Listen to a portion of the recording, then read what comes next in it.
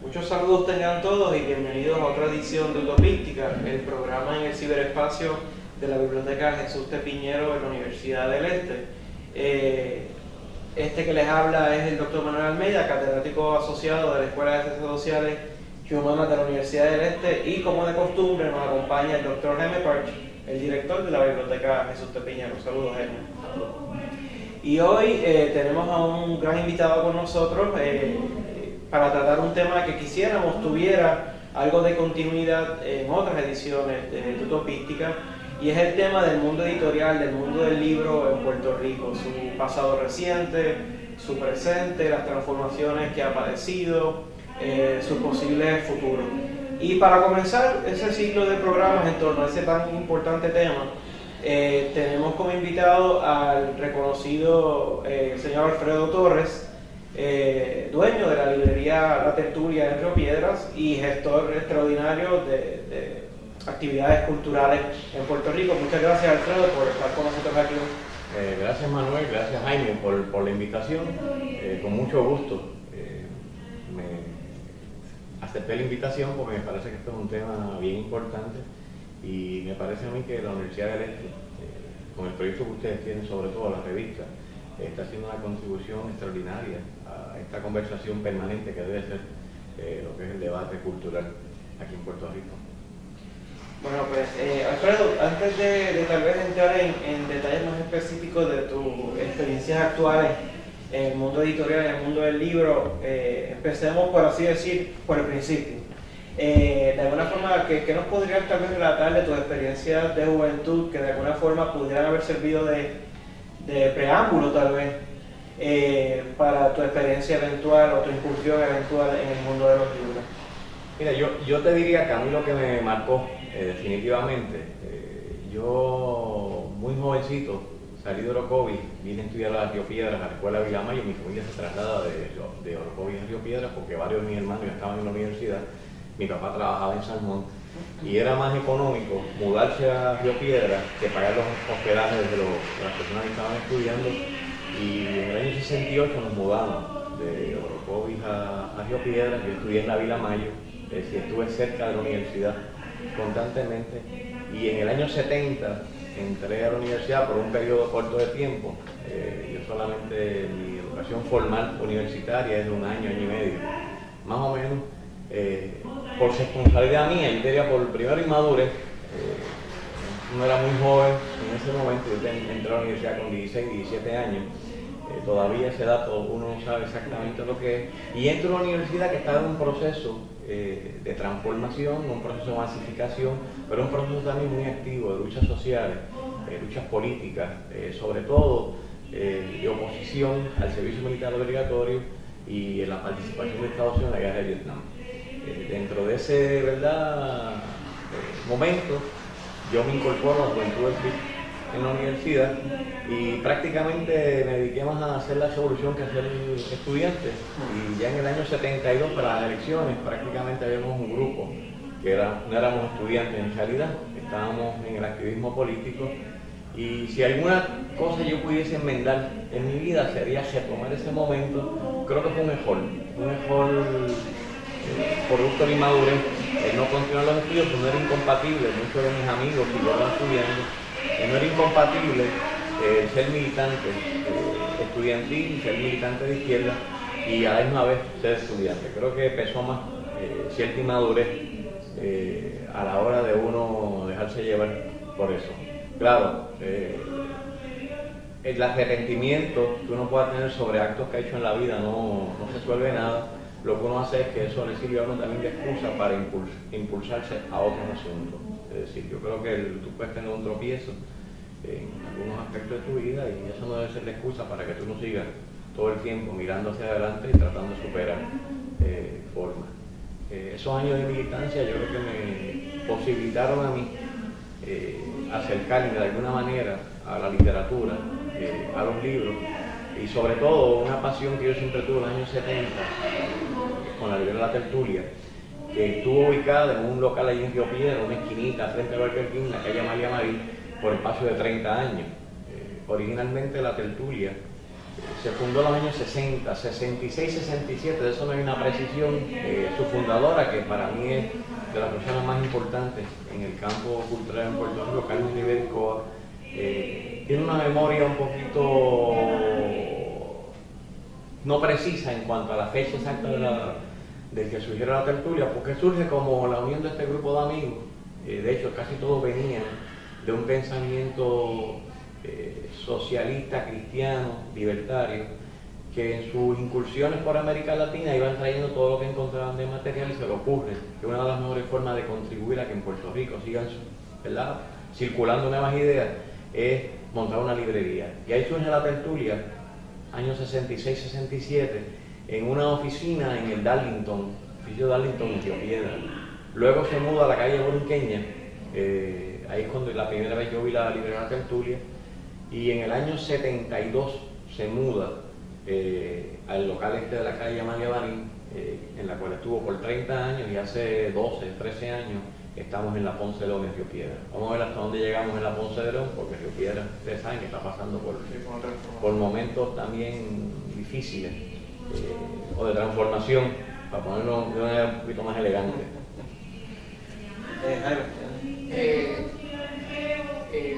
Entiendo que también hizo sus estudios, vamos a decir, técnicos, ¿no? Ajá. A ver si habla un poquito sobre eso y si alguna de esos estudios influyeron sobre su... Bueno, definitivamente, hay un detalle, es el siguiente: en los años 70 en Puerto Rico existía todavía un campo cultural, un campo político, donde lo que fue una izquierda, que no existe como tal hoy, tenía su fortaleza, tanto el Partido Independentista Puertorriqueño como el Partido, primero Movimiento por la Independencia, MPI, que se transforma en Partido Socialista. Eran organizaciones con miles de militantes. Las organizaciones juveniles, tanto en la universidad como en las escuelas superiores, la FUPI, la FEPI, la HIU, la GIE, que eran las juventudes de estos movimientos, pues agrupaban cientos, posiblemente entre todas, miles de militantes, y había efervescencia, había un movimiento, ¿verdad?, esto alentado por otros movimientos internacionales, el 68 francés, las protestas en Estados Unidos contra la guerra, los hippies, es decir, todo un movimiento contracultural, contestatario, de desacomodo, ¿no?, de fuerza frente al Estado. Y entonces, pues dentro de eso, que uno deja de estudiar, yo comencé a trabajar en un taller donde se enmarcaban cuadros, porque me gustaba la cosa de las artes gráficas, me gustaba el asunto de la pintura, pero en las organizaciones que uno militaba se entendía que había que irse al centro de trabajo importante donde hubiera más masas de gente, de empleados, trabajadores, no en talleres pequeños, y ahí se decide que se debe estudiar alguna carrera técnica que te permita moverte de alguna manera a centros fabriles.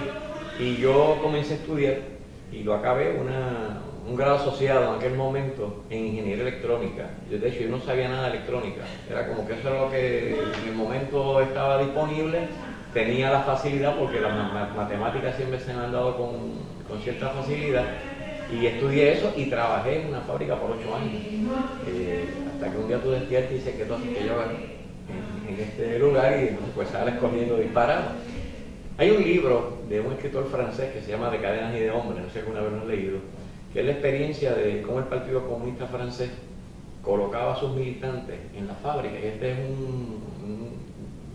un Manuel Almeida, que es un intelectual, que lo mandan a trabajar a Citroën. Y entonces pues es ¿verdad? Esta cosa, esta visión que se tenía en la izquierda de tú incorporarte a los centros de trabajo donde hubiese muchos trabajadores para organizarlos, transformarlos, dirigirlos, etc. Una visión yo creo que un poquito redentora, mesiánica, en muchas ocasiones pienso que hasta ilusoria, inmadura en unas ocasiones, pero te permitió el vincularte a unos sectores, el trabajar en unas áreas, seguir vinculado a esa cultura de izquierda, que es lo que eventualmente me lleva a mí a intentar meterme en la tertulia. A mí la liberal tertulia de los años 70 era mi fascinación. Para mí, en Río Piedras en ese momento había un grupo bien grande de librerías, había no menos de 10 librerías, buenas librerías. Yo creo que es importante, ¿verdad?, que el público, aquí no hay una memoria escrita, y creo que se ha ido perdiendo mucho de esa memoria de la transformación de Puerto Rico en los últimos 50 años.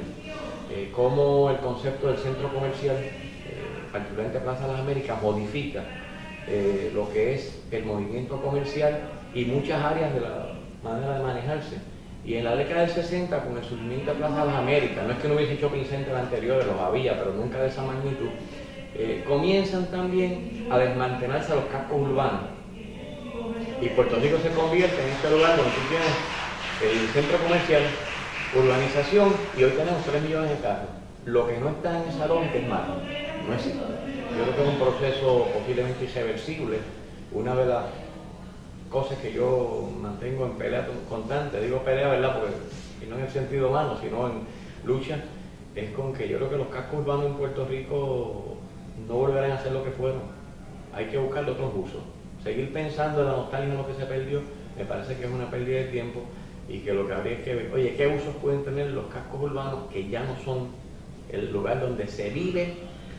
Santa Rita, por ejemplo, la escuela Vila Mayo se nutría de barrios que ya ni existen, como el Amparo, por ejemplo, lo que fue Capetillo, que no es lo que es en el día de hoy, y son lugares que se han ido repoblando de otras poblaciones, fundamentalmente migrantes, que no son universitarias, que no son lo que fueron, y que posiblemente lo que debería el gobierno es propiciar que esas comunidades desarrollen sus proyectos y le den vida adecuadamente a estos lugares. Pero digo todo esto como, ¿verdad?, ver que en Puerto Rico el movimiento de las librerías ocurrió como ocurre con muchas de las otras áreas comerciales, se fueron yendo a los centros comerciales. Y poco a poco van migrando las librerías que había en Santurce, que había en el Viejo de San Juan, que había en Río Piedras, comienzan a migrar todas a los centros comerciales. Esto como una manera de explicar también, ¿verdad?, lo que ocurre hoy en día, y es que ese movimiento llegó eventualmente a que llegó esta gran cadena. Borders puso 3 tiendas, concentró la venta en esas 3 tiendas y liquidó todo lo otro. Cuando Borders se va, lo que queda es un vacío. Entonces, si uno no lo mira de esa perspectiva, podría como no entender claramente qué es lo que ha pasado o por qué llegamos donde estamos hoy respecto al libro. Yo creo que es el momento más apagado.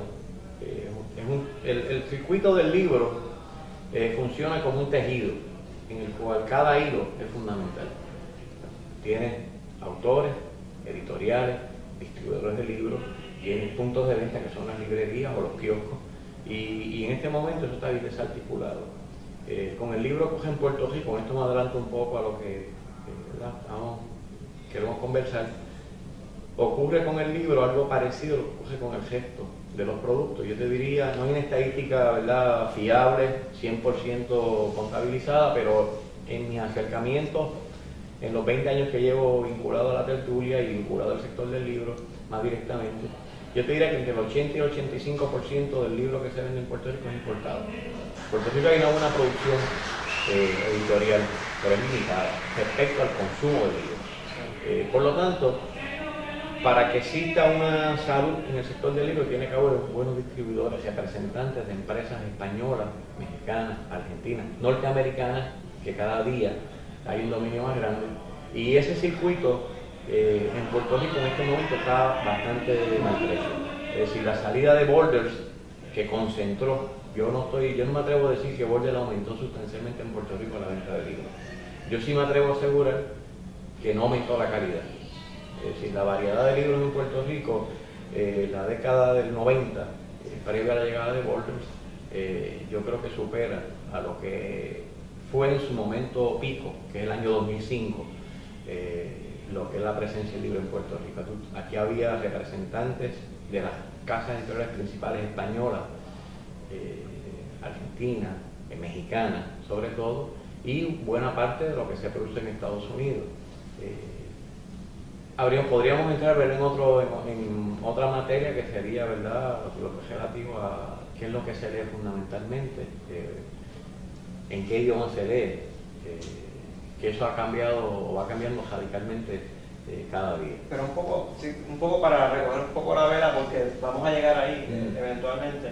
Déjame hacerte una pregunta casi como cuestión de récord. O sea, ¿cómo se da esa transformación de Alfredo Torres, que visita la tertulia, que es asiduo de la librería y de las otras librerías en el momento, al paso al cual entonces te haces de la tertulia? Bueno, es que se me fue, seguí hablando del otro tema, pero en realidad mi pasión por la librería de tertulia en la década del principio de los 70 era bien grande. Era una librería pequeña, como eran la mayoría de las librerías en Puerto Rico, pequeñas, empresas básicamente familiares, empresas donde estaban marcadas por el librero o el dueño de la librería, su oferta.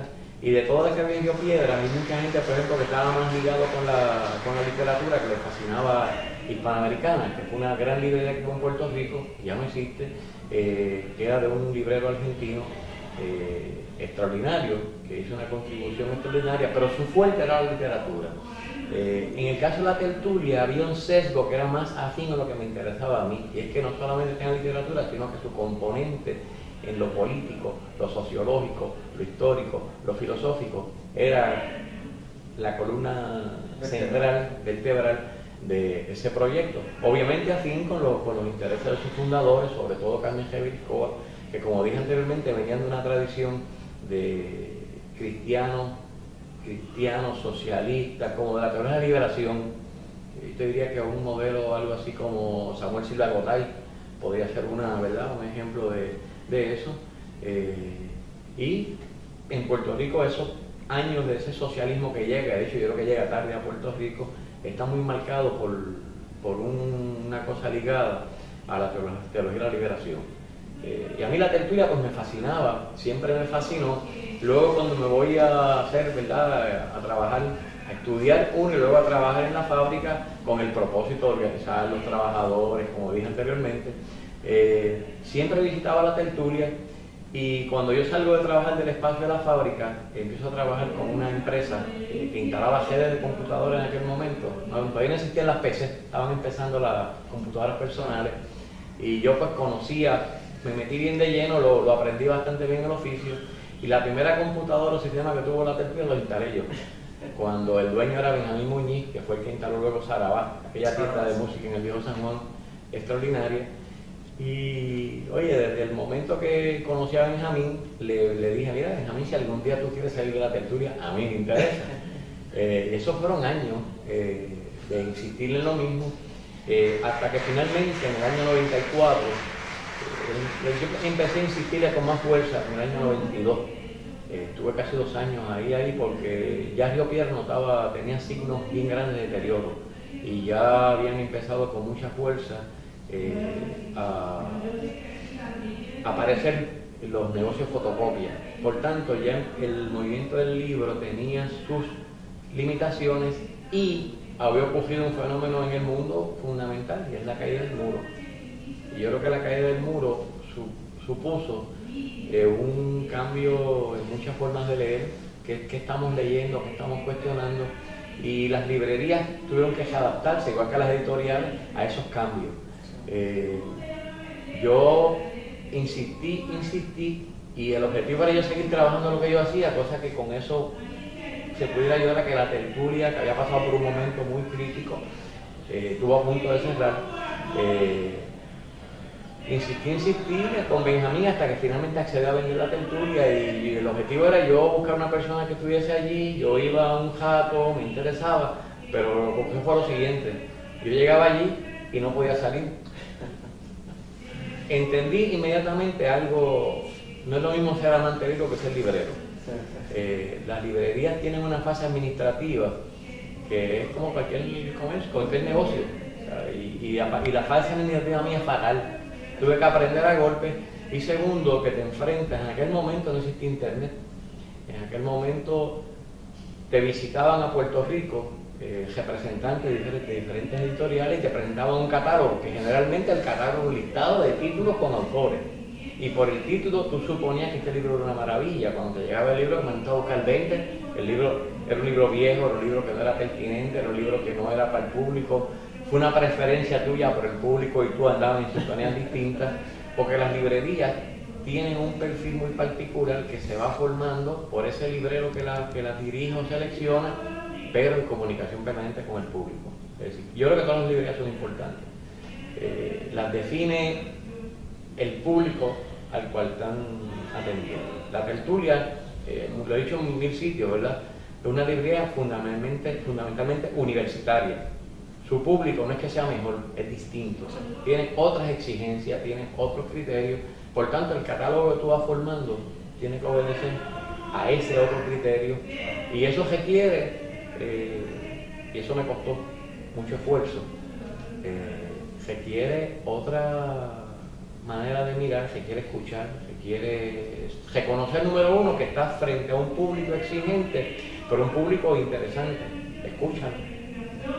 Por ejemplo, yo en el periodo que yo adquiero la tertulia, lo primero que hago es que yo voy a todas las actividades que se realicen en la universidad, o a casi todas, porque todas es imposible, para saber de qué están hablando, qué están discutiendo, a quién están leyendo, de qué manera están leyendo.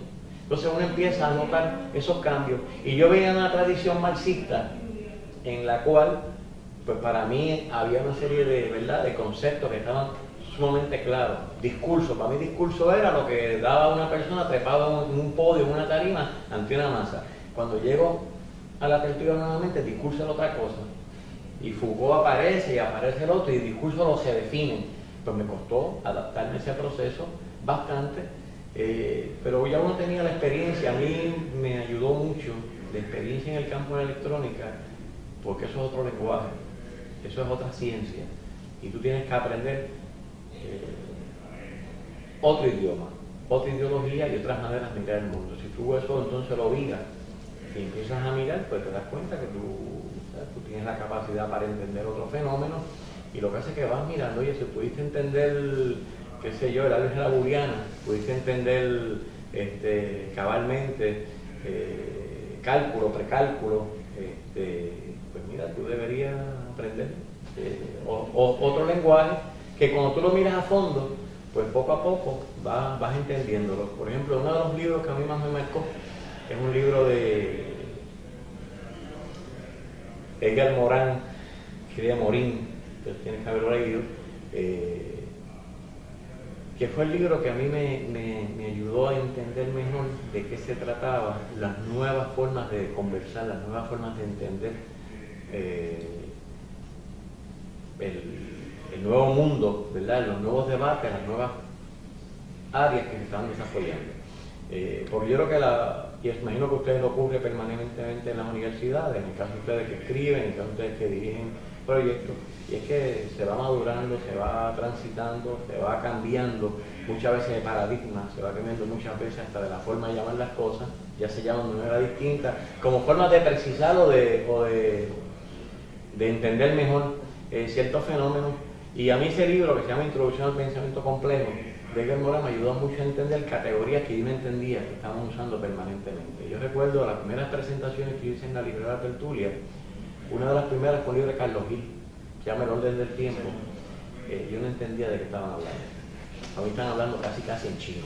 Me acuerdo que uno de los presentadores, conjuntamente con García Pasaracua, estuvo vinculado de alguna manera al proyecto de Postdata, que fue el proyecto de Postdata, que es un periodo que se podría conversar en algún momento, las revistas en Puerto Rico, y Juan Duchenne.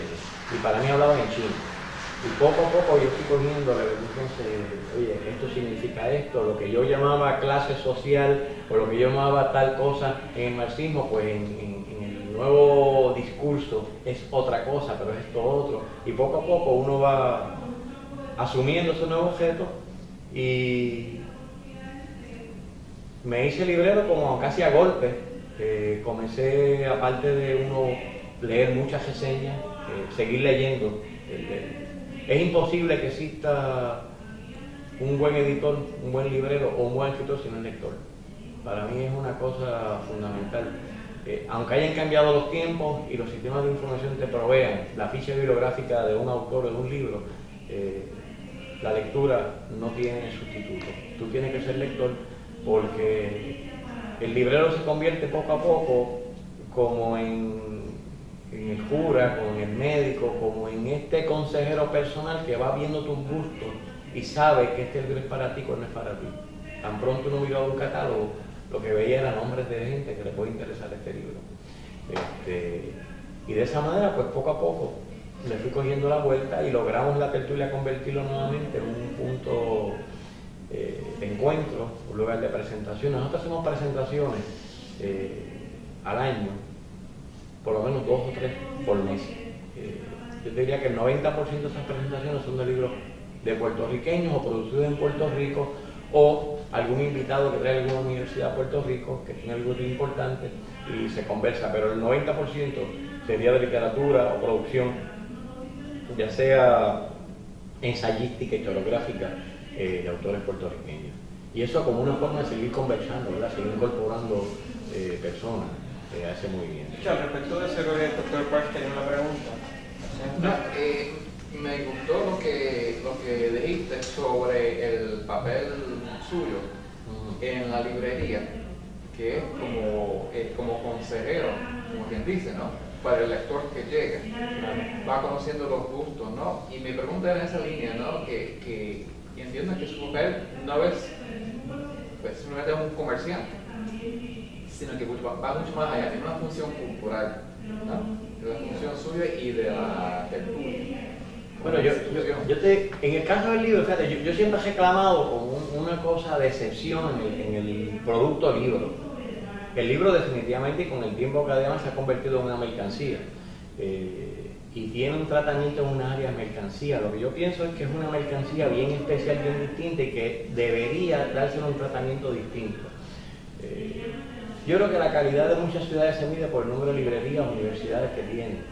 Si tú puedes calibrar, tú llegas a un país, llegas a una ciudad y por el número de librerías, universidades, estudiantes, profesionales, tú te das cuenta cuán avanzado en unos aspectos, ¿verdad? No quiere decir que haya un desarrollo cultural mayor sea necesariamente, ¿verdad? Como que va por el camino correcto, pero generalmente los lugares donde tú tienes que existe un campo cultural desarrollado, tanto las librerías como los periódicos, como este tipo de actividad, tienen importancia. Y por eso yo creo que esto es fundamental, porque en la medida que tú logres que existe ese campo cultural, vas a tener una población mucho más madura, mucho más alerta, mucho más consciente de su participación como ciudadano, no solo en lo político, sino en lo social.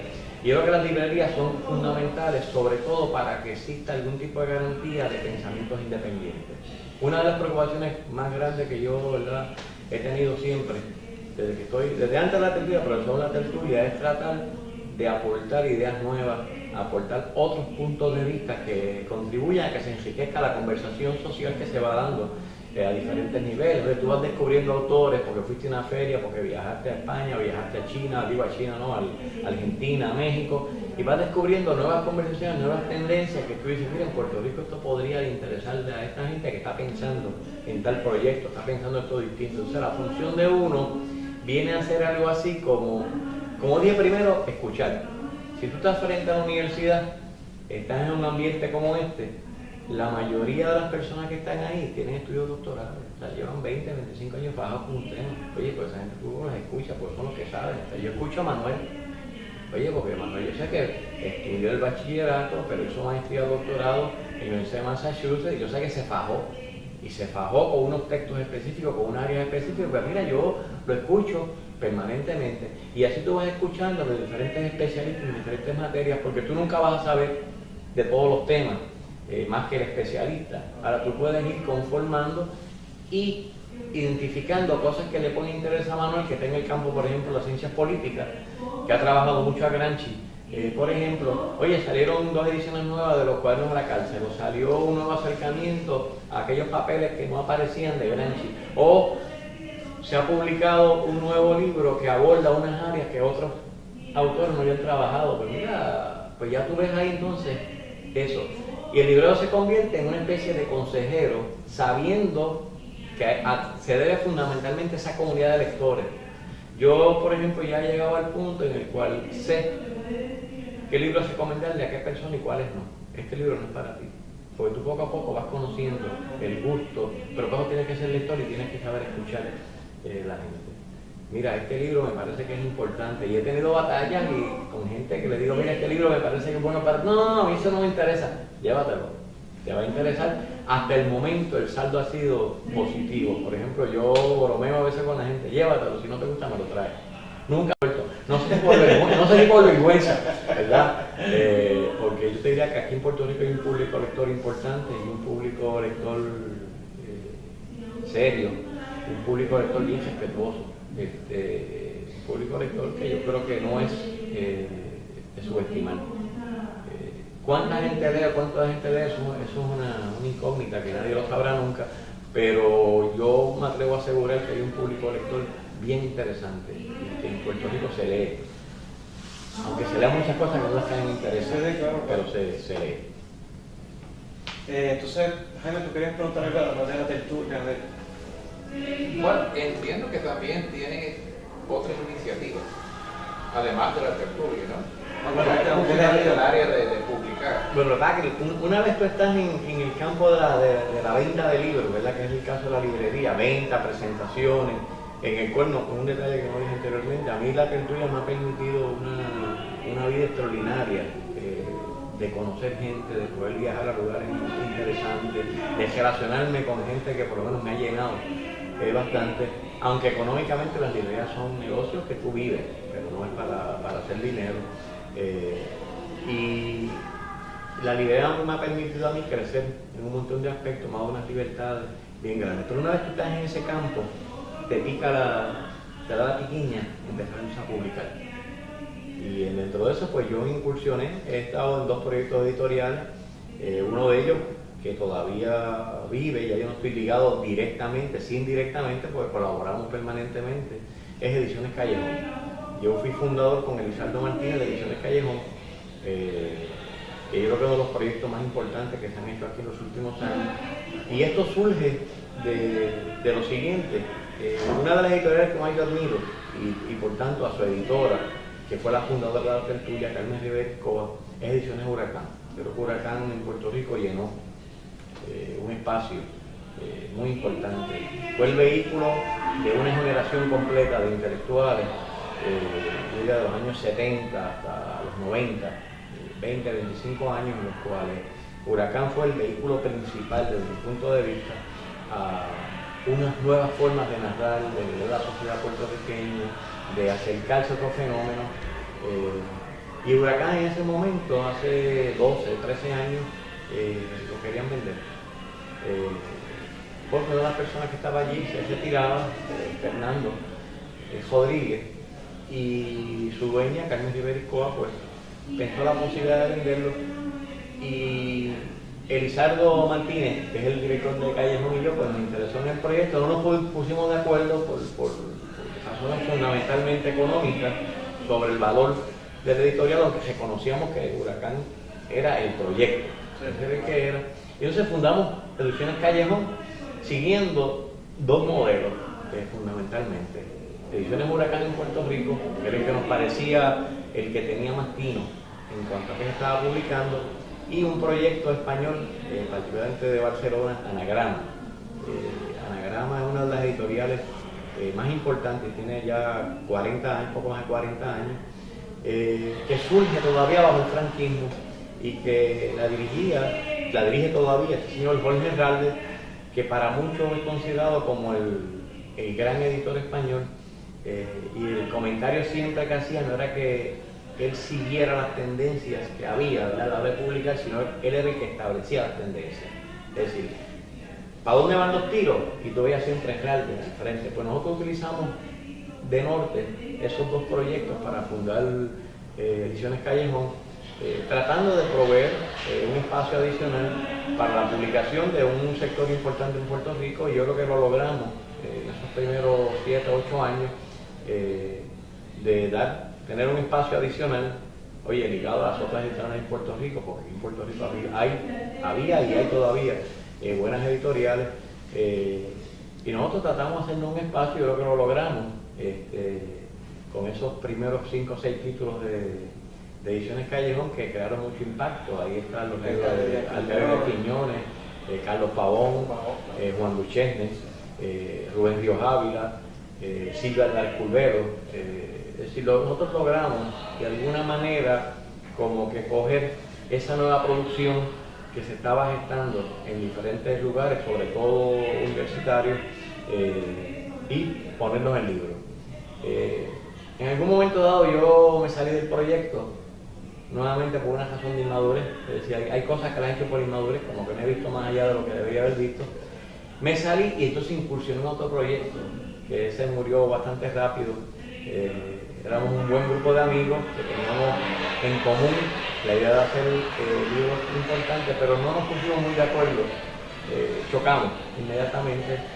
Se llamó Ediciones Vértigo, llegamos a publicar 9 libros. 9 libros que yo creo que pues, hicieron también su impacto. Luego con el Ligue colabora actualmente todo el tiempo con Ediciones Callejón. En el año 2005, casi en el 6, fundamos Ediciones Callejón, Ediciones Vértigo.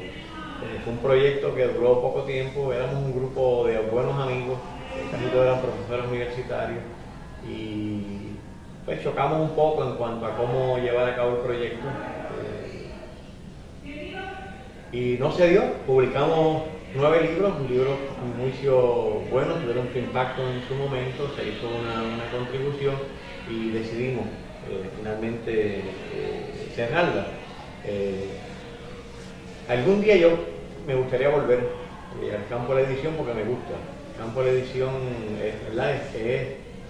es hermano del campo de la librería, y una vez te pica ese gusano, es difícil que uno lo suelte, pero algún día, no todavía, hay que esperar que uno se estabilice nuevamente.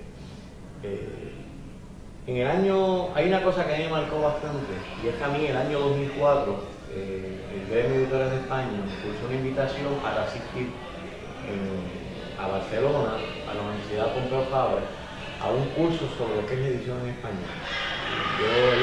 De hecho me becaron para asistir, y era un curso intensivo, eran 6 horas diarias con los directivos de las editoriales principales españolas, es decir, desde Ediza, Anagrama, Planeta, Tusquets, no sé, se me quedan algunas, ¿verdad? Salamandra, las principales editoriales en Barcelona.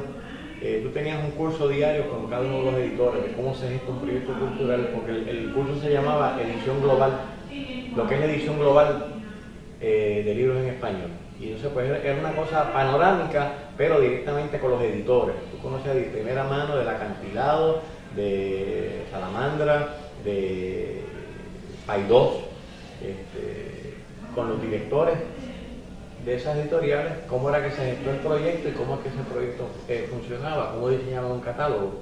Y eso me ayudó a mí extraordinariamente porque ya sales, ¿verdad?, del espacio pequeño a lugares donde tienen tradiciones ya centenarias de publicación, donde tienes editores que llevan 30, 40 años trabajando y donde había componentes latinoamericanos importantes. Por ejemplo, había 2 personas como parte del grupo de instrucción, un señor Legastizábal, argentino, que dirigió por buen tiempo la editorial de la Universidad de Buenos Aires, Eudeva, que es una gran editorial. Pasó por el Fondo de Cultura Económica y él nos dio un panorama interesantísimo sobre lo que es la edición y la producción de libros en Argentina, que es uno de los lugares fundamentales del libro en español. Y había otro persona muy importante, que fue director de las librerías Gandhi en México por muchos años y que ahora mismo es el gerente general de Fondo de Cultura Económica, que es una de las editoriales más prestigiosas, no solo de México, sino del mundo. Ricardo Nubelman, pues fue también mi instructor, y fue un proceso de aprendizaje extraordinario porque tú estás directamente conversando todos los días con la gente que tú has admirado. O sea, tú admiraste Anagrama y tienes la posibilidad de sentarte por 6 horas con Herralde a un taller intenso sobre lo que es el proyecto Anagrama, cómo se concibió y cómo se diseñó ese catálogo. Tú admirabas el acantilado, pues tenías ahí el director del acantilado discutiendo contigo los problemas. Geriza, que es una de las editoriales más prestigiosa, más importante, especialmente en el campo de las ciencias sociales. Tenía allí a Alfredo Landman, que es el hijo del fundador, pero en realidad es el director de las operaciones desde Barcelona. Pedro del Carril, que es el director de la editorial Salamandra, que posiblemente de las editoriales en este momento en el campo de la literatura que más olfato tienen, por ahí que van, como que los tiros van por ahí.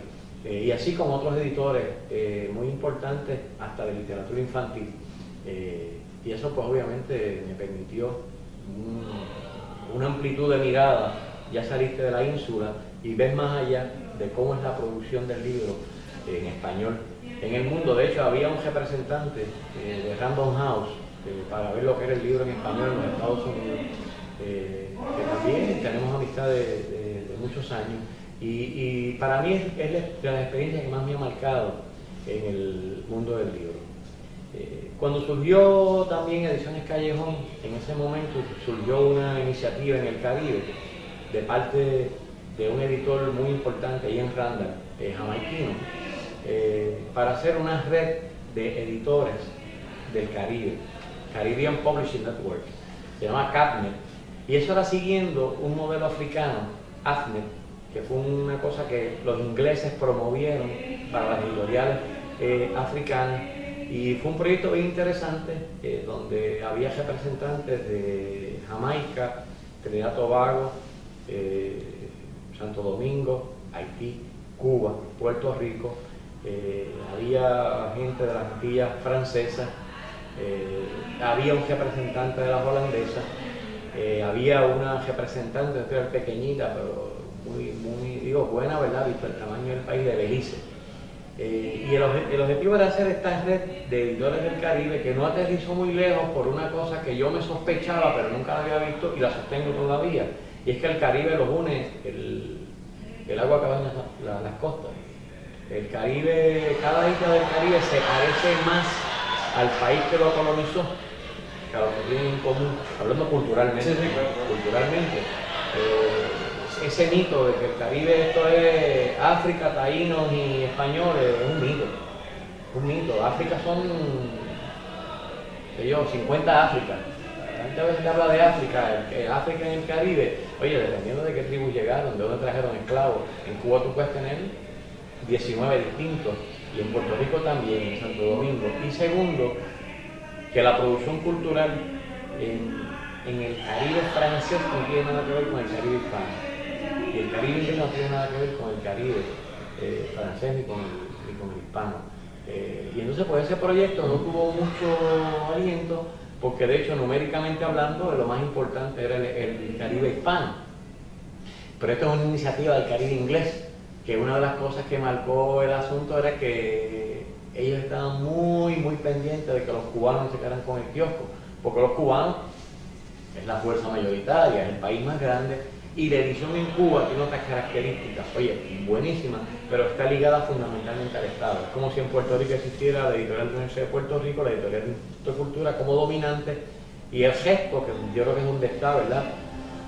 O sea, para mí es bien importante la editorial de la Universidad de Puerto Rico, la editorial del Instituto, pero si no fuera por las que están alrededor independientes, Huracán, Callejón, Hija Negra, Terranova, y todas las demás que existen, yo creo que sería muy incompleto, porque sería solamente la visión estatal, una visión muy parcializada del mundo del libro. Y yo creo que precisamente una de las cosas que definen las buenas librerías, definen las buenas editoriales, es la independencia de criterio. Sean independientes. Independientes pensando de este modo, pensando de aquel otro modo, pensando de los modos que sean, pero independientes. Cada uno establece unas tendencias independientes, separados de un pensamiento oficial, separados del Estado. El Estado tiene una importancia muy grande y los recursos culturales del Estado van a estar presentes en los medios del Estado, pero sigue siendo el Estado.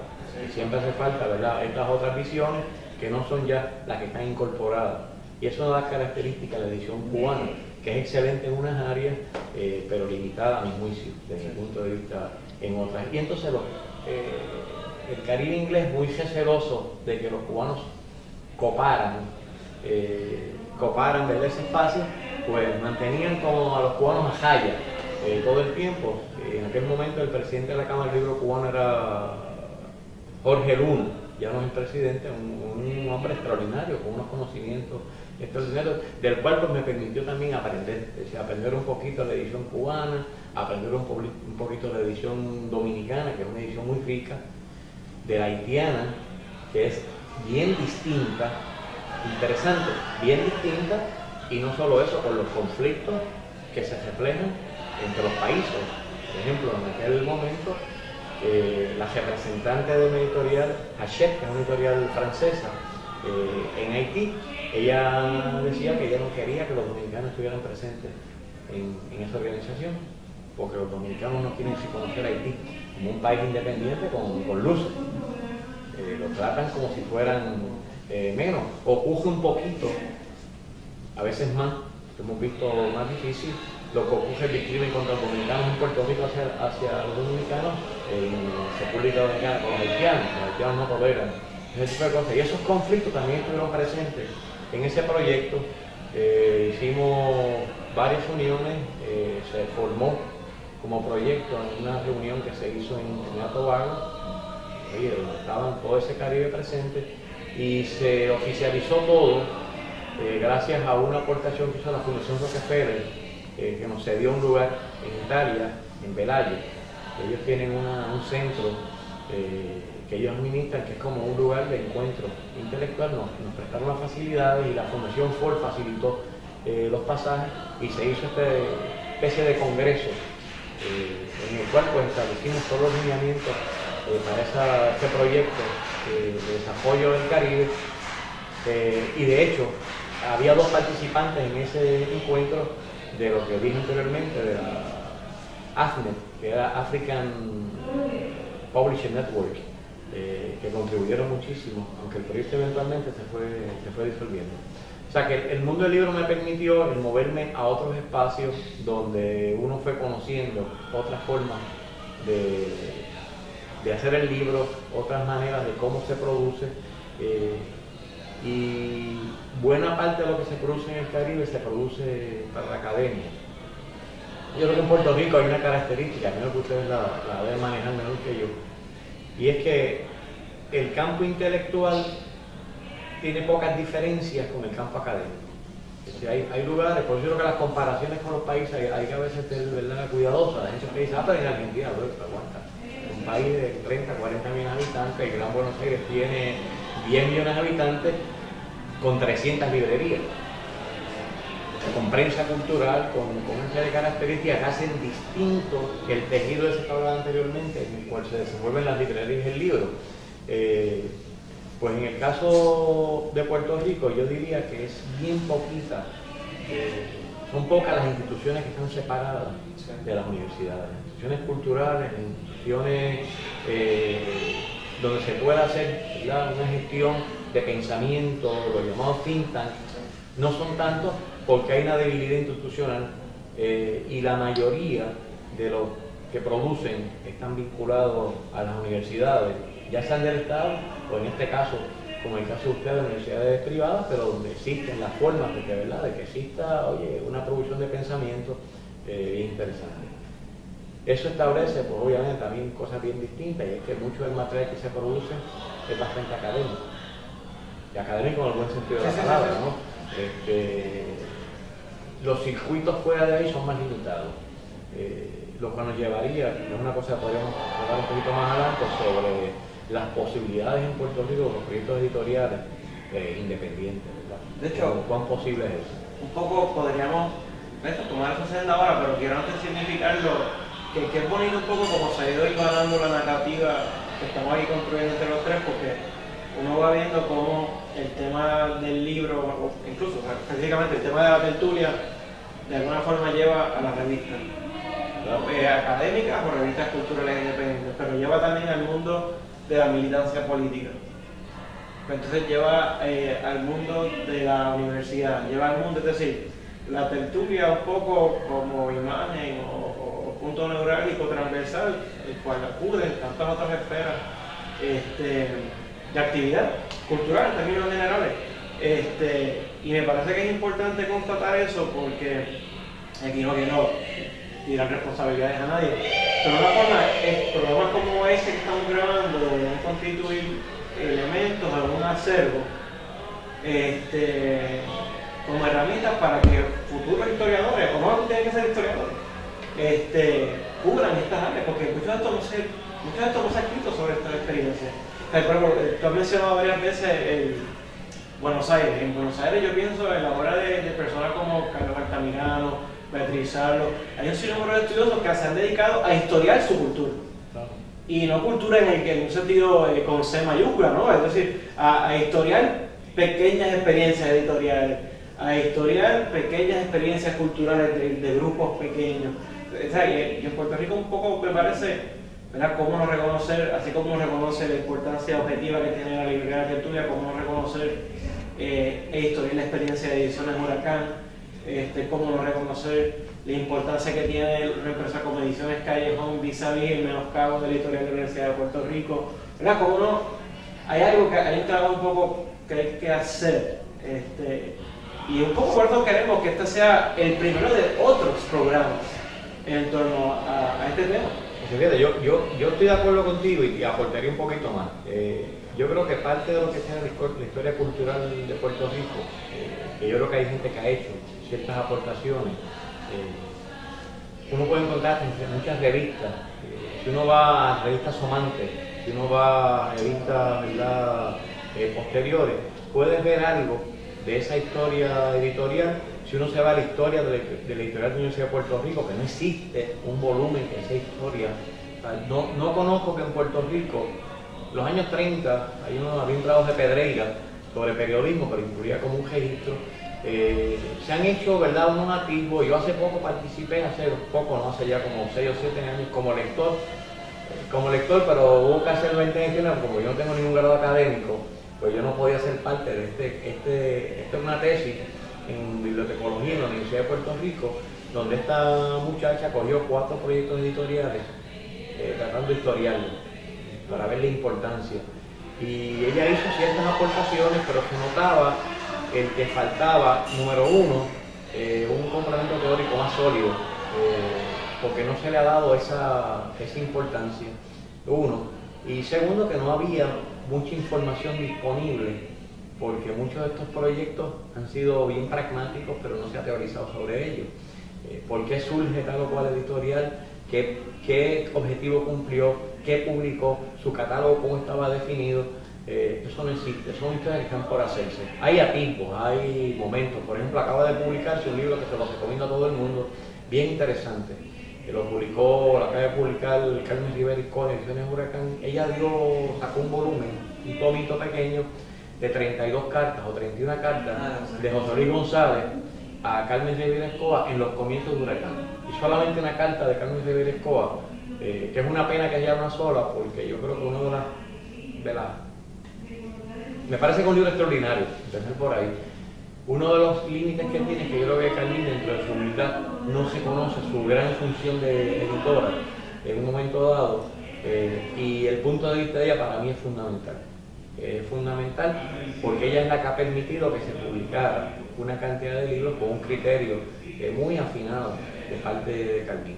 Pero estas son las conversaciones de José Luis en Cartas con ella, donde está presente, oye, la parte de atrás que uno nunca ve, del País de los 4 pisos, de la llegada, de las conversaciones con Arcadio de Quiñones, de por qué se publicó este trabajo o que yo quería que se publicara esto otro. En las cartas, Martorell como mensajero. Martorell como mensajero, que Martorell no está muy contento con la publicación del libro, me lo manifestó directamente a mí, le pareció que había una indiscreción en la forma que se ha planteado, lo cual yo no estoy de acuerdo. Yo creo que ese libro ha contribuido o va a contribuir decisivamente a la historia de las editoriales y a debates que se dieron en Puerto Rico, que en esas cartas están reflejados. Sobre todo los debates sobre el nacionalismo, las polémicas con Maribraz y sobre todo la obra de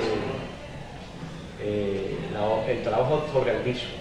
donde José Luis González fue un crítico muy enérgico, sobre todo la posición marxista de José Luis González, que era en contraposición dura, pesada, contra el nacionalismo.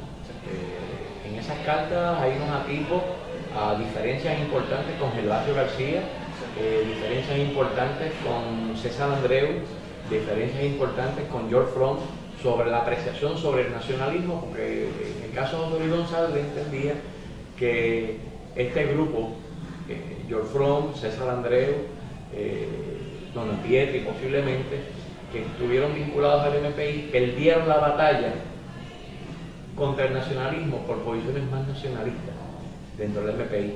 Y aunque tú ves reflejado eso en los ensayos de José Luis González, nunca está expuesto de la forma que lo está planteando en estas cartas. Me parece a mí que son importantes para entender, ¿verdad?, ciertas dinámicas, ciertos procesos de maduración de un pensamiento, y que Carmín yo creo que contribuye decisivamente.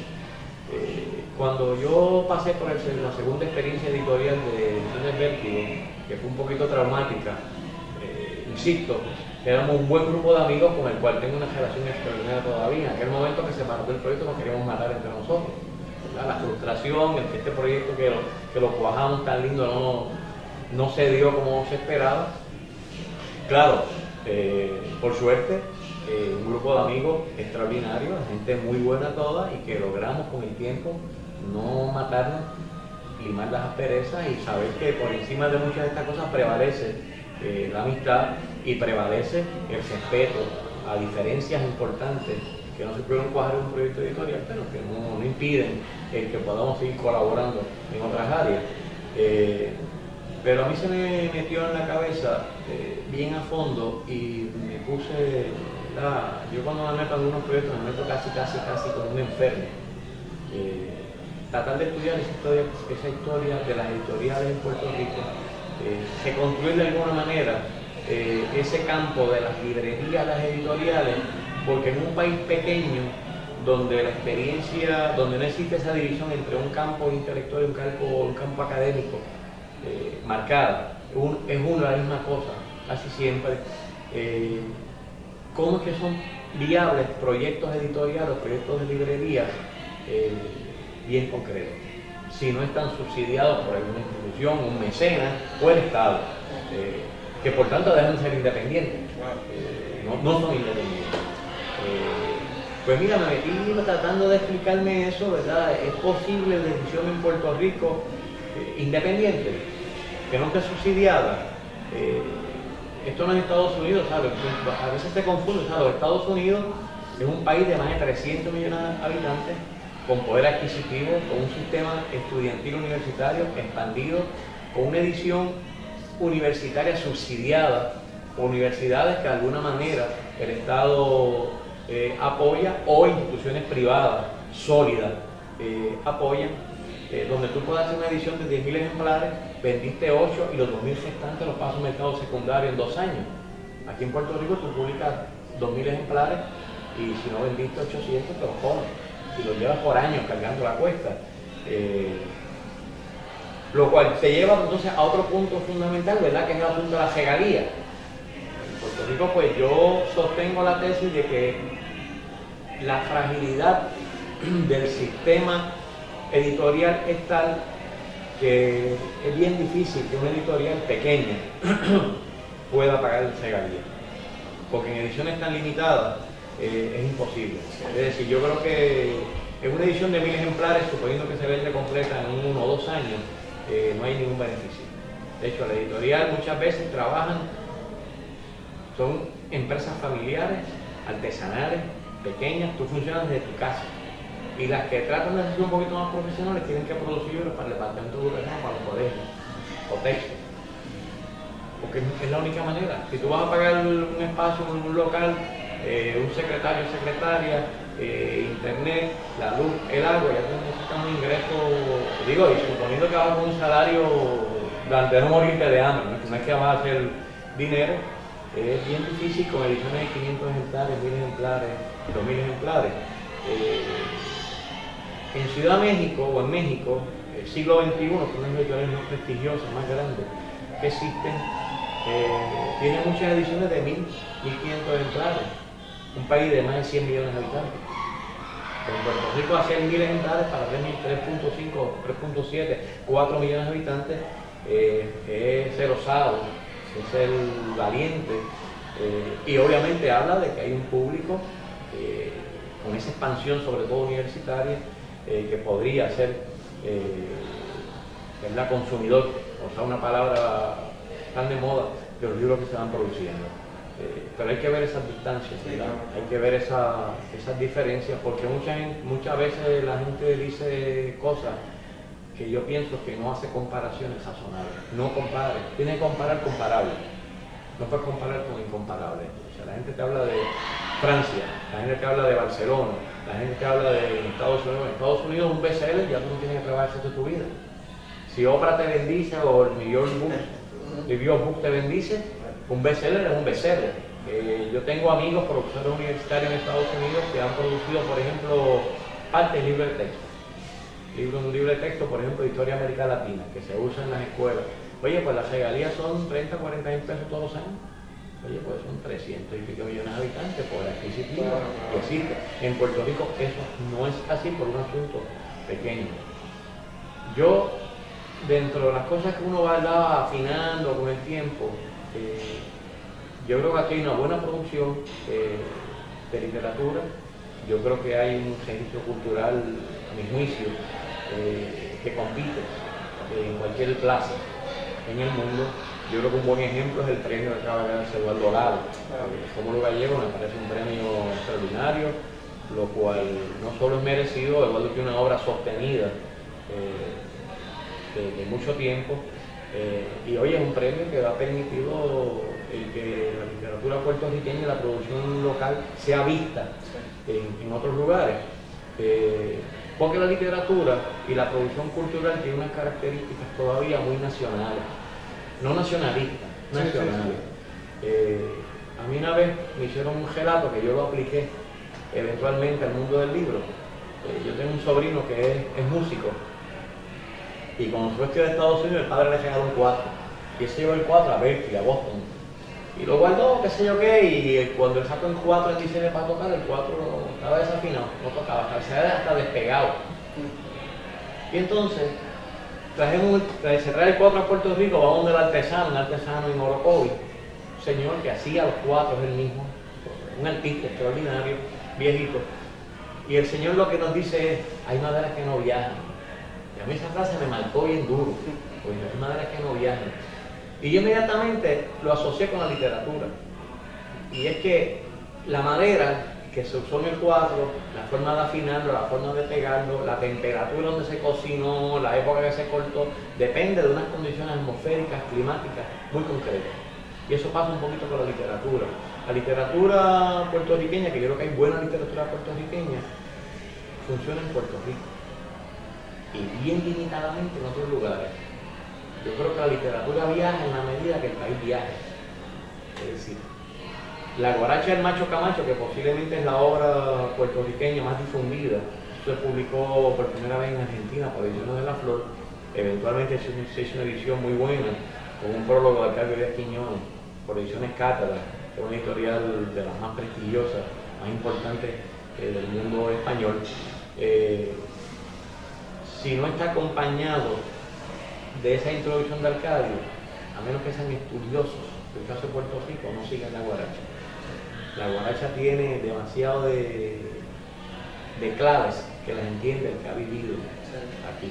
Y todas las literaturas son así, la verdad que hay países que tienen, qué sé yo, hay un libro muy bueno de una escritora francesa, Apio Pascual, que se llama La República Mundial de las Letras.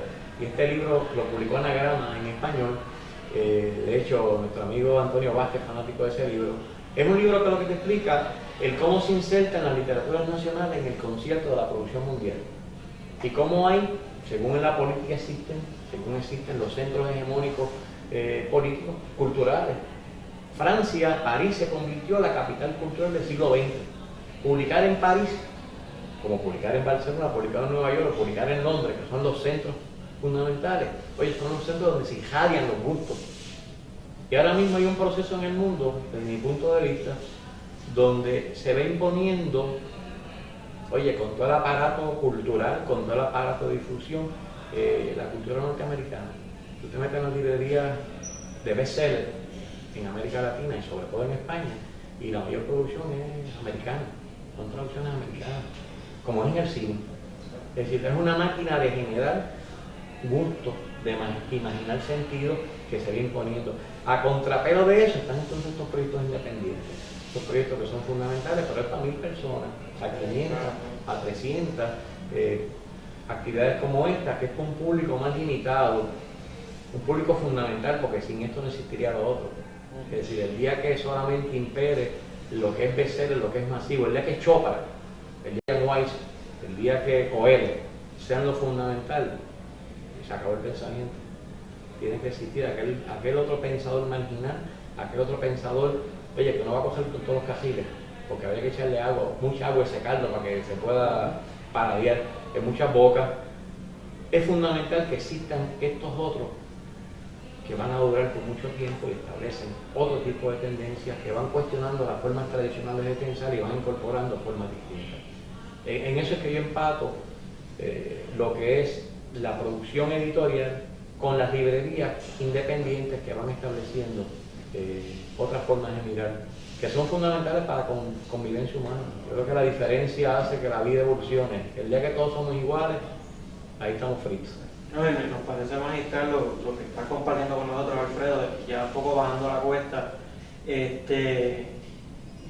Terminamos con dos preguntas bien puntuales. La primera de ellas siendo, ¿cuáles han sido, si hay tal cosa, como una lista de 2 o 3 libros que más han marcado tu vida? ¿Qué más? Que más han marcado tu vida. Ajá. Y la otra siendo, ¿qué estás leyendo ahora?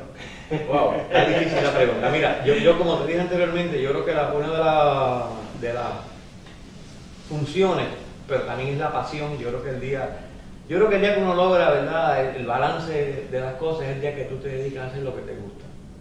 Yo creo que ese es el sueño que uno debería tener, que lo que yo hago es lo que me gusta.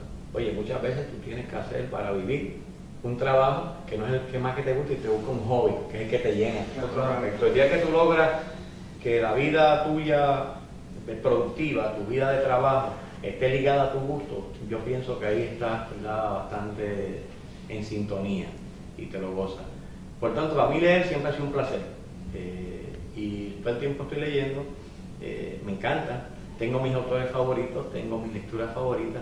Y claro, tengo muchas lecturas que tengo que hacerlas para poder cumplir, ¿verdad?, oye, con un espectro más amplio que el gusto personal mío.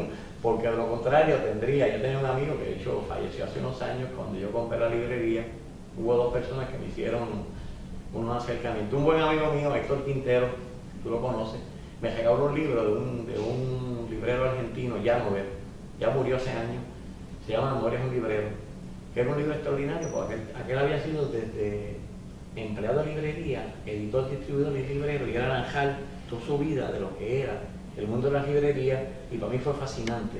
Y segundo, este amigo que me decía que una librería era la biblioteca personal más grande que había. Y yo lo miraba con extrañeza, estás loco, esto no es una biblioteca, esto es un negocio.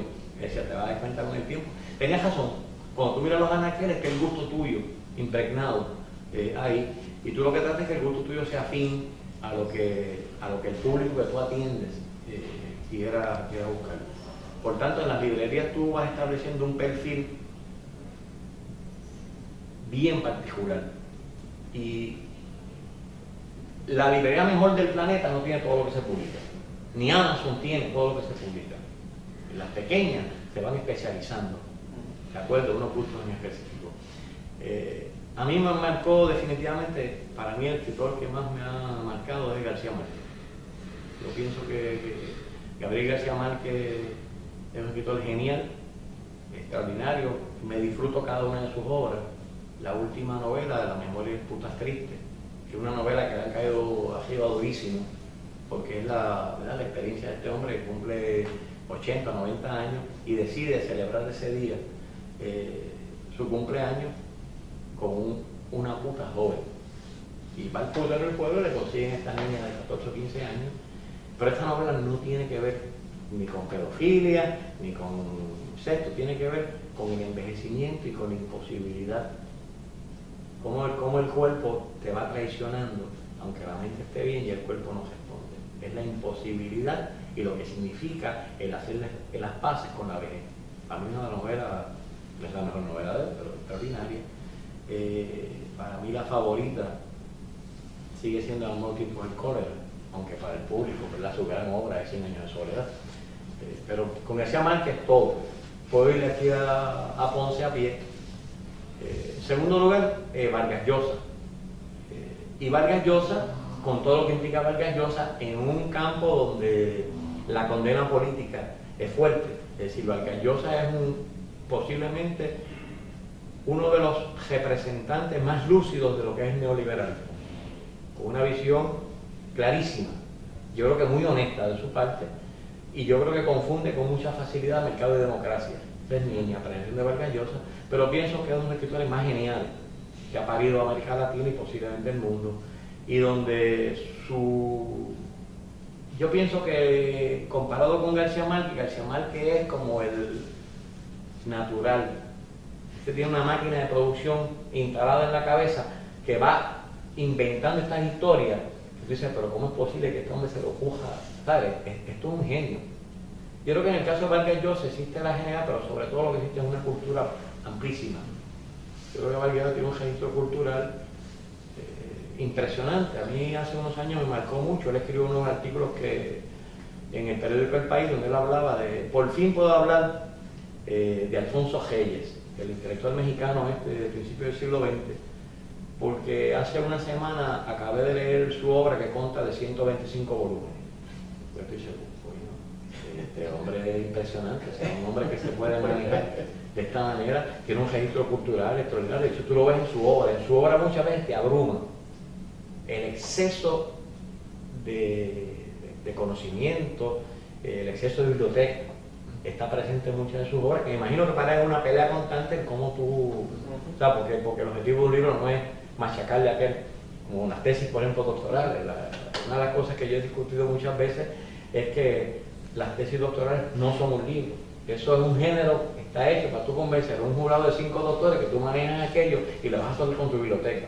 Al lector no le importa eso, entre menos nosotros es mejor. Hazlo con disimulo. Pero yo te diría que esos son los dos autores que más me han marcado. Recientemente he estado leyendo bastante a un autor húngaro que se suicidó de hecho en el año 89, Sándor Márai, publicado precisamente por esta editorial que dijo ahorita, Salamandra. Este es un escritor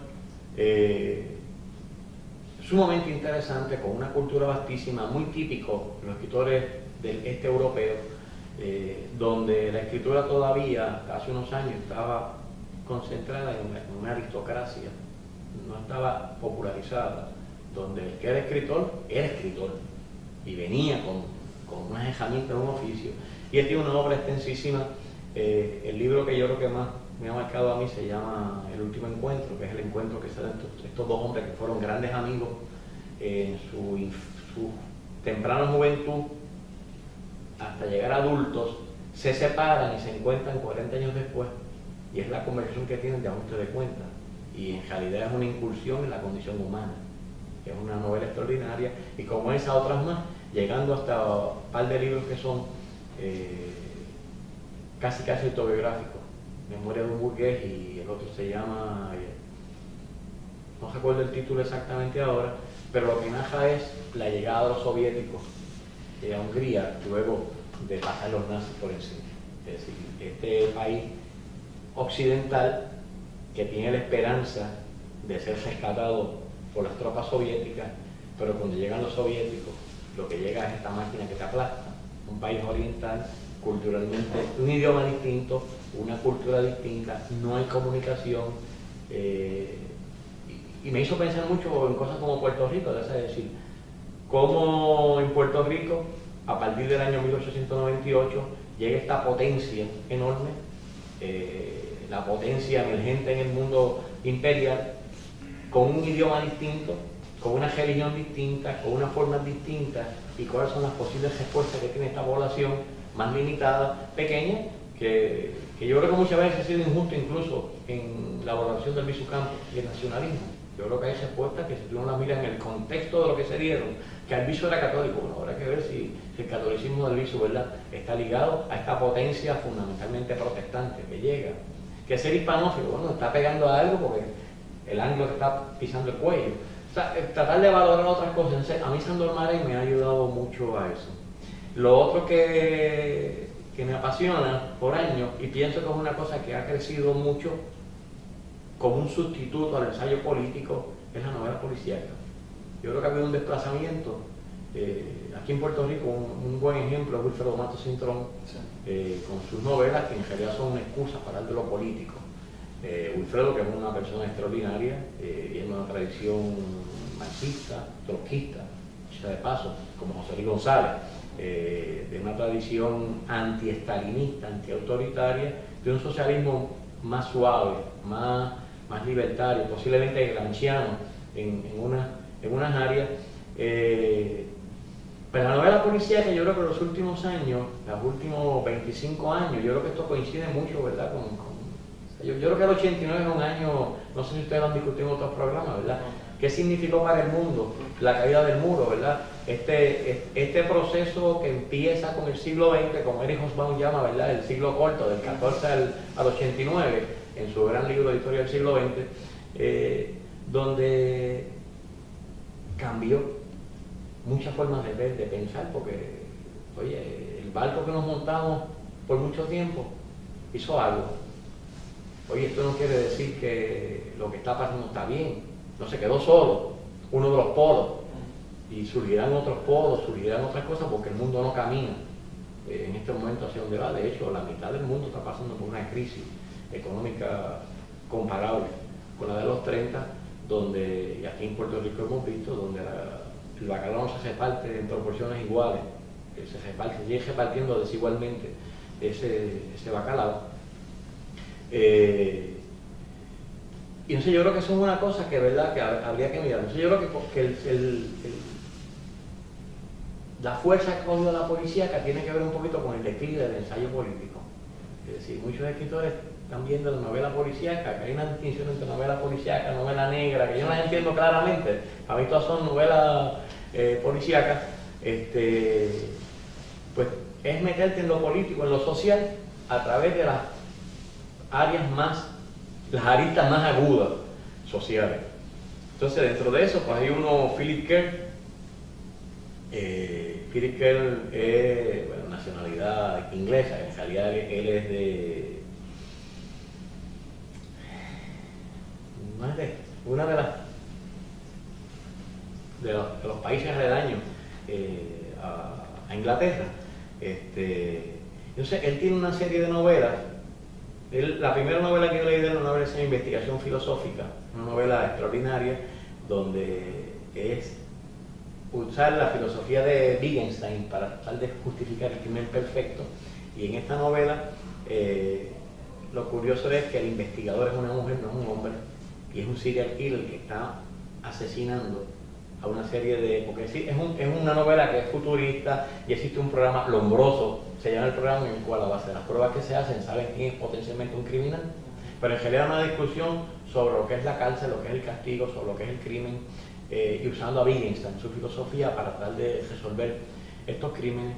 Pero donde él es más conocido es una serie que va por 9, yo me empecé a leer la 9ª hora, donde él tiene un detective que es un capitán de la policía criminal alemana, que no es nazi, es socialdemócrata, por tanto está en pugna todo el tiempo con los nazis, pero tiene que participar del aparato nazi porque él es parte de las SS.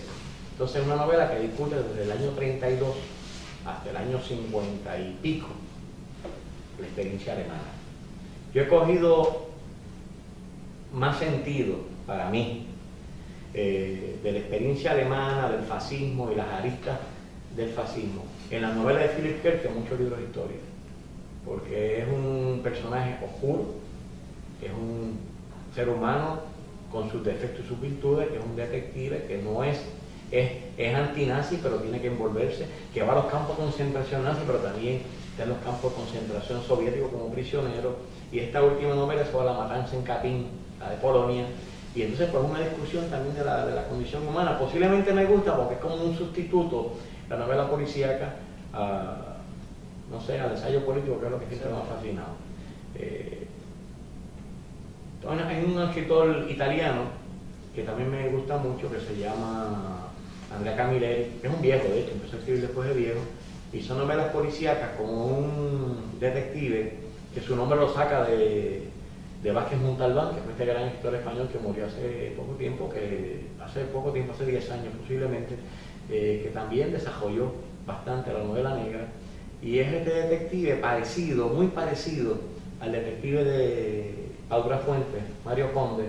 Es un detective que no es afín al Estado, quería ser escritor, amante de la buena literatura, 40 años soltero, con su novia, su joyo, y entonces no son científicos, son intuitivos. O sea que en el caso de Mario Conde no es el método científico que usa para resolver los enigmas, sino que son las corazonadas, una punzada, una tetilla que le da, es lo que lo lleva a tal cosa. Y en este caso, Montalbano, que es como se llama este detective, pues también son como 25 novelas que ha hecho. Yo he leído como 22, más o menos.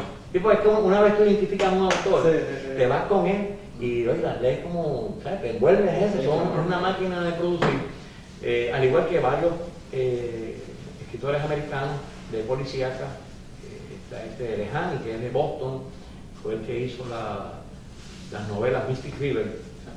Hizo también Gone Baby Gone, que algunos llevan al cine, el Shutter Island, que llevaron al cine, y me encanta, porque te retrasa, ¿verdad? Estos lugares, particularmente en los Estados Unidos, donde, oye, no todo es blanco, no todo es negro, es la mezcla esta de lo que son los seres humanos.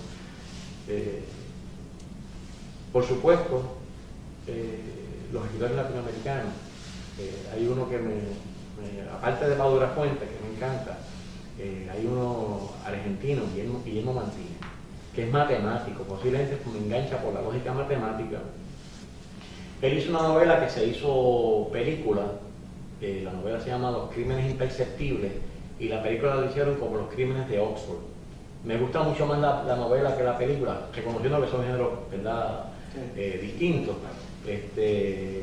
Y ahí lo he leído bastante, las obras de él. Piglia, me gusta mucho, Entrar a Argentina y varios. Digo, sin entrar, ¿verdad?, en los clásicos. O sea, para mí leer a Borges sigue siendo la experiencia más estimulante que hay en México, desde Carlos Fuentes, Paz, Elena Poniatowska. México es un país que, fíjate, es una de las cosas que como van cambiando las tendencias, los gustos, que es una cosa que no hemos hablado, pero podríamos dar un par de cositas. Yo sé que me he extendido bastante. Y es cómo llegan las tendencias y cómo llegan los gustos. Cuando en Puerto Rico había una presencia grande de gente que se formó en universidades mexicanas, como la UNAM, el Colegio de México, había una presencia grande de escritores mexicanos en las universidades.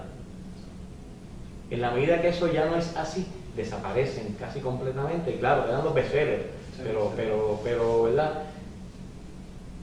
Los Carlos Fuentes, los Jorge Volpi,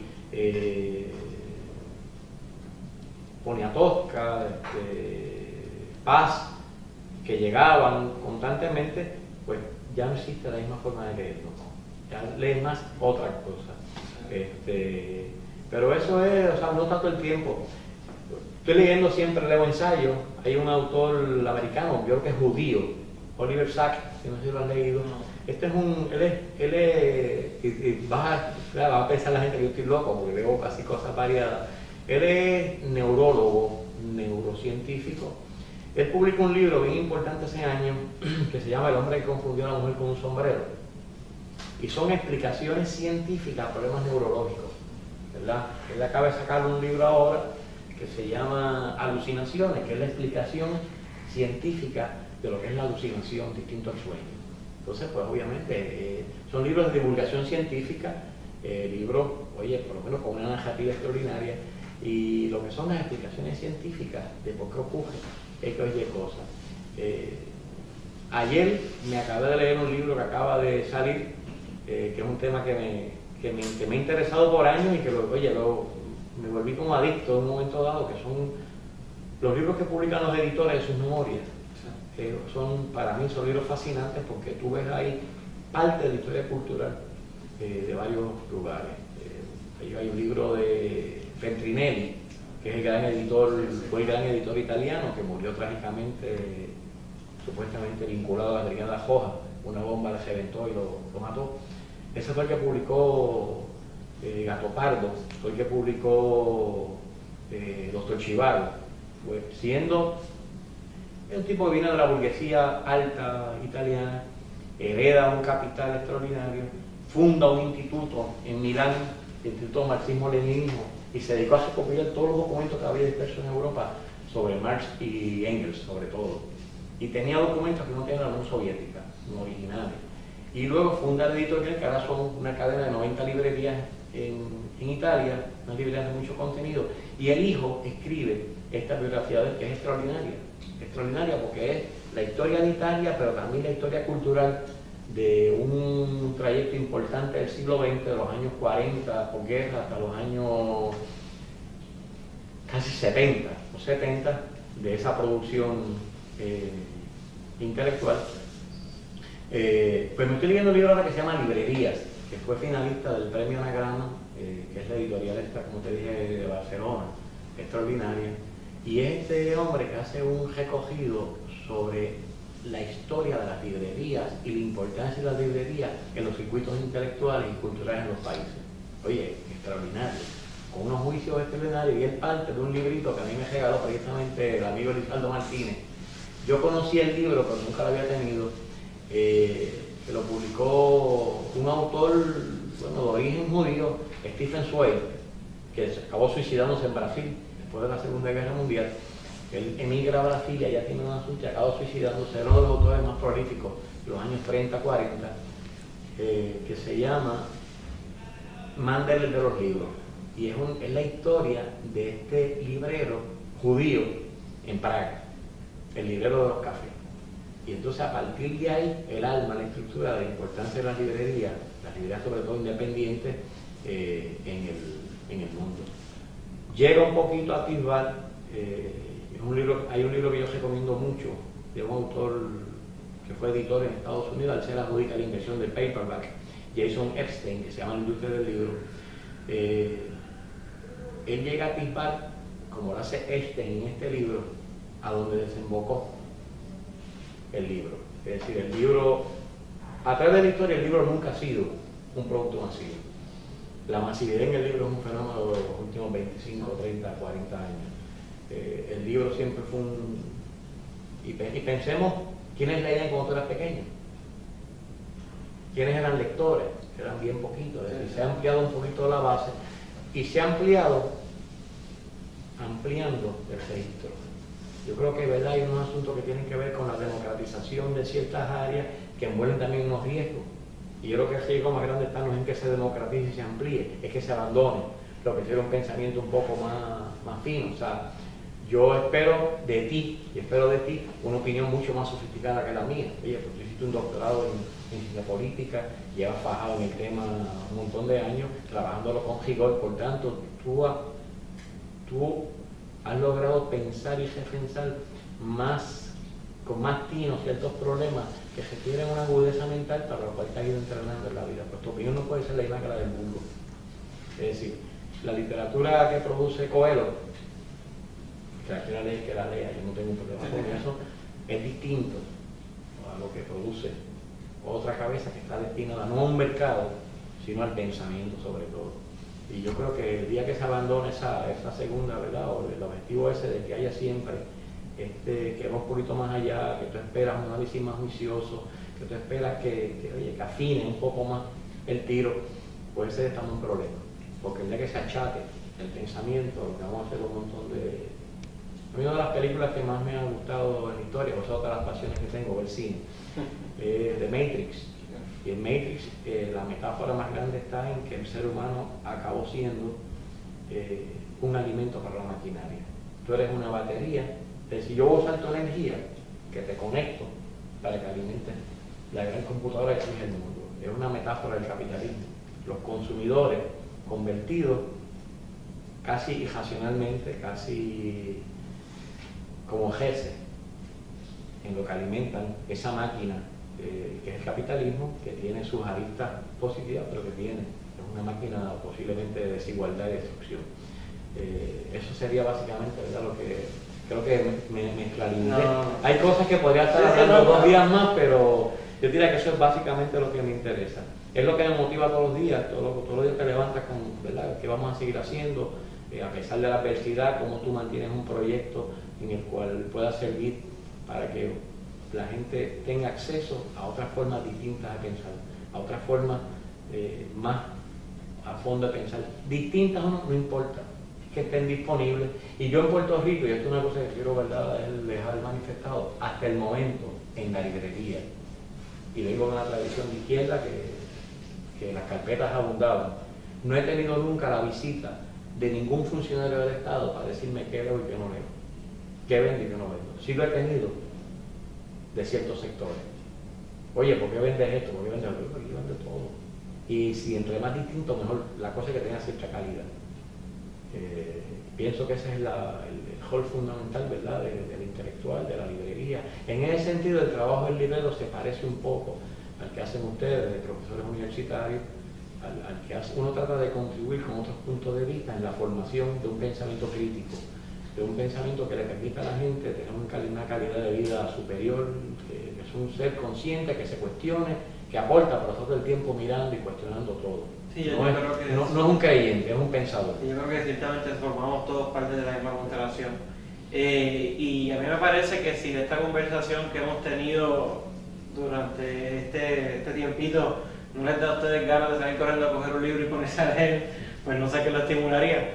Queremos agradecer a Alfredo Torres por estar aquí con nosotros en esta edición utopística, y agradecer como de costumbre al doctor Jaime Parch, director de la Biblioteca Jesús de Piñero, y que pues, les habla Manuel Almeida, promoviendo el que cultive la lectura, que ese es el tema que se impone en el día de hoy.